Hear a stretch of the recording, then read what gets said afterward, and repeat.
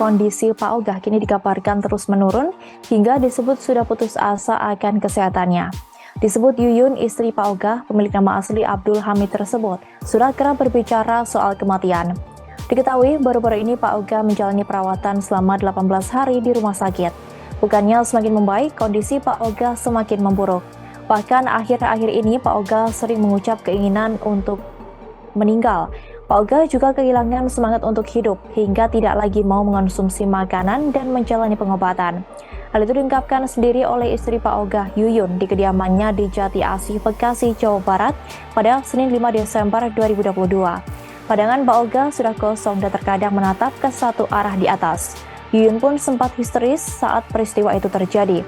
Ia pun meminta maaf kepada Pak Ogah jika selama 4 tahun kurang maksimal dalam merawat sang suami. Sementara itu, Yuyun kini mulai kelimpungan memenuhi kebutuhan penunjang suaminya.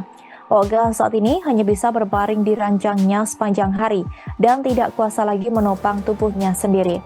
Untuk sebatas buang air kecil saja, ia sudah tidak bisa mengangkat tubuhnya ke kamar kecil. Yuyun akhirnya membantu Pak Ogah dengan menggunakan popok dewasa agar suaminya tak perlu usaha keras untuk bergegas ke toilet.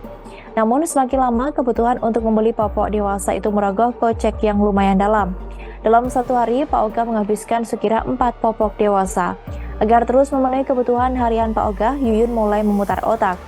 Ia akhirnya meminta bantuan untuk Pak Ogah melalui akun Instagramnya. Yuyun menunggu uluran tangan dari pengikutnya di Instagram untuk memberikan sedikit bantuan bagi Pak Ogah. Tetapi ia bersyukur jika selama ini ada beberapa orang yang mau berbaik hati dan berbagi untuk memenuhi kebutuhan Pak Ogah. Diberitakan sebelumnya, Pak Ogah disebut kerap menangis ketika melihat kondisi badannya sendiri yang semakin kurus. Yuyun mengungkapkan bahwa badan sang suami hanya tulang saat dibuka pakaiannya karena tubuhnya yang terlalu kurus.